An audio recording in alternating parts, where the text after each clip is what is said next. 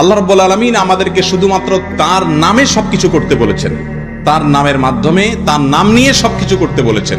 কুল্লু আমরিন যিবালিন লাম ইউবদা বিবিসমিল্লাহি ফাহুয়া আবতার আও আক্তা। হাদিসে আসছে আল্লাহর নাম ছাড়া কোনো কিছু হলে সেটা অপূর্ণাঙ্গ থাকে। তাহলে হাদিসে শুধু আল্লাহর নামের কথা আছে। আমরা যদি আল্লাহর সাথে সাথে রাসূলের নামও যুক্ত করি, তাহলে রাসূলকে আল্লাহর পর্যায়ে নিয়ে যাওয়া হয়, যেটার নাম হলো শিরিক।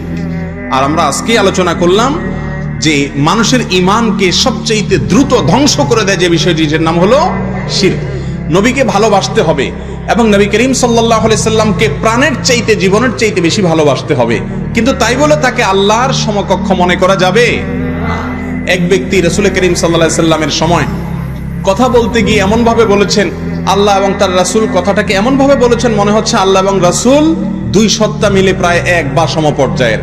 তখন নবীজি বলেছেন, বিসাল খাতিবু আনত, তুমি অত্যন্ত নিকৃষ্ট আলোচক, লেকচারার, ওয়াইজ, কারণ তুমি রাসূলকে আল্লাহর পর্যায়ে নিয়ে গেছো। আমাদের অনেক ভাইরা বলে আল্লাহ রাসূলের নামে, আল্লাহর নামে হয়, রাসূলের নামে হয় না। এভাবে বলতে পারেন আল্লাহর নামে, রাসূলের পদ্ধতিতে, রাসূলের বাতানো পদ্ধতিতে। এজন্য কখনো রাসূলকে আল্লাহর পর্যায়ে আনা জায়েজ নাই।